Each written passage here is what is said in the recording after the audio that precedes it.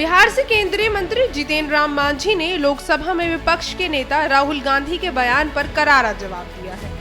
मांझी ने कहा है कि कांग्रेस नेता कभी भी कुछ भी बयानबाजी कर देते हैं। पहले वे कहते थे कि प्रधानमंत्री नरेंद्र मोदी मणिपुर क्यों नहीं जाते। अब जब प्रधानमंत्री वहां जा रहे हैं तो राहुल गांधी कह रहे हैं कि वोट चोरी का मुद्दा मणिपुर से बड़ा है। मांझी ने कहा कि प्रधानमंत्री मोदी मणिपुर को सौगात देने जा रहे हैं, लेकिन विपक्ष के पास अब कोई ठोस मुद्दा नहीं बचा है।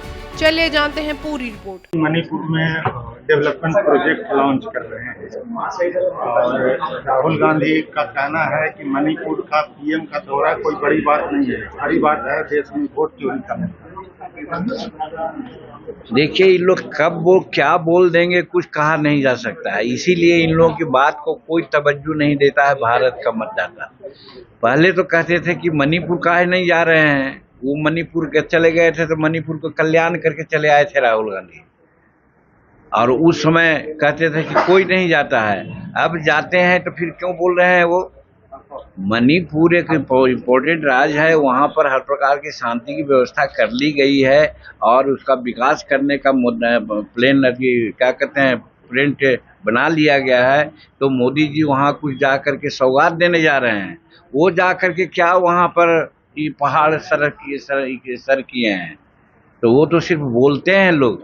रही बात जिस मुद्दा का नाम आप ले रहे हैं, अब कोई मुद्दा है जब सब कोई कह रहा है कि इतना ट्रांसपेरेंसी है। देखिए, आधार कार्ड की बात कर रहे थे तो आधार कार्ड का भी बात आ गई। आज हम पढ़े हैं कि आधार कार्ड पहले किसी का ऐसी बन जाता था, लेकिन अब आधार कार्ड में ये भी बात आ रही है कि पहले माता पिता का भी देखा जाएगा कि वो कहाँ का है।